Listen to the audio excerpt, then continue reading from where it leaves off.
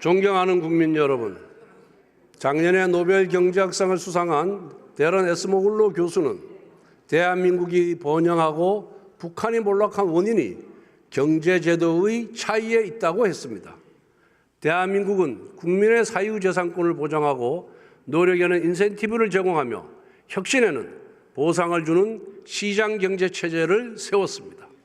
이와 같은 포용적 경제제도 덕분에 대한민국은 한강의 기적을 이루었습니다. 그런데 민주당이 발의했던 법안을 보면 반시장적이고 반기업적인 악법이 대다수입니다. 소위 노란봉투법은 불법 파업을 조장하여 산업 전반을 난장판으로 만들 것입니다.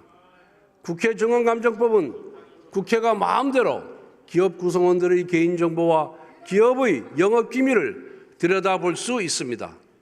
이것은 시장과 기업에 대한 정치 권력의 약탈입니다.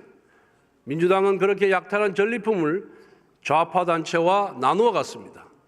민주당이 민노총, 전농 같은 좌파 단체의 입법 로비를 들어주면 좌파 단체는 민주당을 위해 정치 투쟁의 스크럼을 짜주었습니다.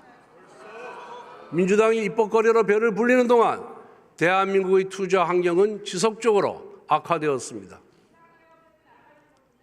정부 발표에 따르면 414개 경제 관련 법률 중 형벌 규정이 무려 5,886개에 달합니다. 이 중 다수가 이중처벌 혹은 양벌 규정입니다.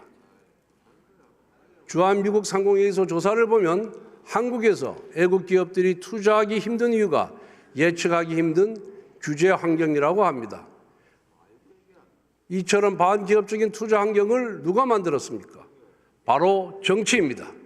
그저 기업을 규제하고 과도하게 비난하면 착한 정치인, 견연 정치인으로 대접해주는 위선의 정치 문화가 우리 경제의 족쇄가 되었습니다.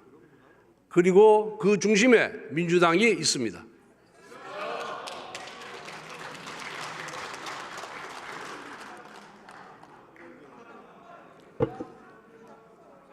상속증여세와 법인세 감면은 세계적인 추세입니다. 그런데 민주당은 세제 개편을 부자 감세라는 선동으로 가로막았습니다. 지난 2017년 민주당 대선 후보 경선 당시 이재명 후보는 영업이익 500억 이상 대기업 440개에 대해 법인세를 30%까지 올리겠다고 공언한 바가 있습니다. 성남시장을 할 때는 재벌 체제 해체에 정치 생명을 걸겠다고 했습니다. 이와 같은 이재명 대표의 경제 극단주의는 기본소득에서 정점을 찍었습니다. 성남시장 때 2,800만 명에게 100만 원씩 기본소득을 나눠주겠다고 밝혔습니다. 경기지사 재직 당시에는 기본소득은 필생에 이루고 싶은 정책이라고 했습니다.